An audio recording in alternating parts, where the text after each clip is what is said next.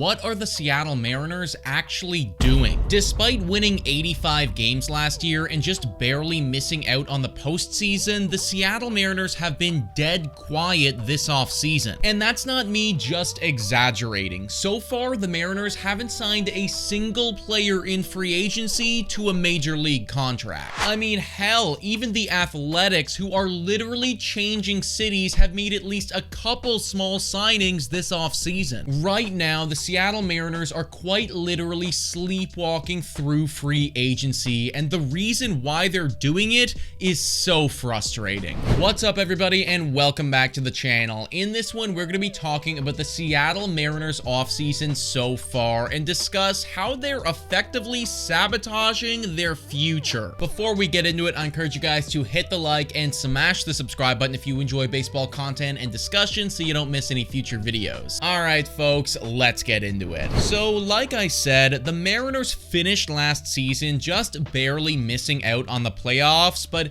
even though they didn't quite make the dance, there were still some things that they did last year that should have instilled the fans with a lot of confidence. Specifically, the pitching. Seattle last season had the best starting pitching rotation in all of baseball, and frankly, it wasn't even particularly close. The Mariners had 4 starters last year who all had 30 or more starts, and the worst one out of all of them was Luis Castillo, finishing with a 3.64 ERA. That doesn't even factor in Brian Wu, who didn't quite make 30 starts but was still incredible for Seattle nonetheless. And maybe the best part about all of this is that they aren't losing a single one of those guys to free agency this offseason. It is so rare to have a rotation that good, let alone one where you have controllable years on pretty much all of the starters. All of this provides Seattle with a rock-solid foundation to build their team around, especially in a division where there doesn't seem to be a powerhouse team anymore, which is why everybody's wondering,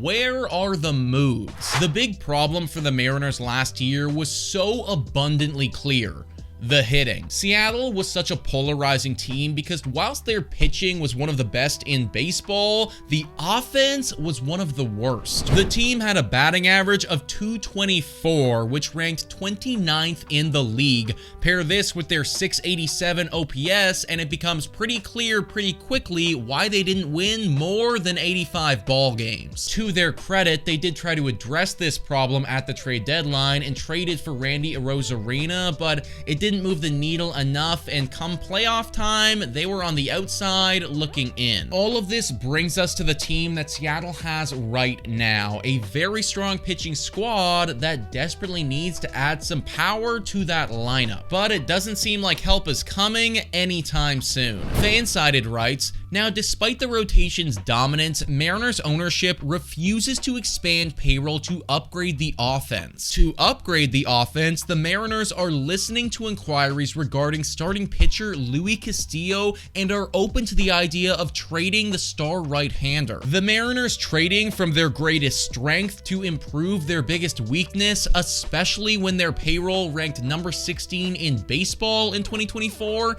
is utter insanity. It should not happen ever. To trade away Luis Castillo, as Fanside puts it, is utter insanity. But honestly, what frustrates me even more is the opportunity that these Mariners are wasting. Every other team in the league would die to have a rotation as stacked as Seattle has right now, but they seem perfectly content just doing nothing with it. The Fansided article goes on to talk about upgrading their offense, saying the Mariners have ample opportunities to do so, especially as first baseman Pete Alonso and infielder Alex Bregman linger on the market. Both players have drawn interest from many contending teams this winter, but not once have the Mariners been linked in reports to either star player. We are talking about a team who's in one of the worst divisions in baseball, has one of the best rotations in baseball, all under cheap controllable contracts, and who refuses to spend money and try to win. The LA Dodgers, for instance, would have no issue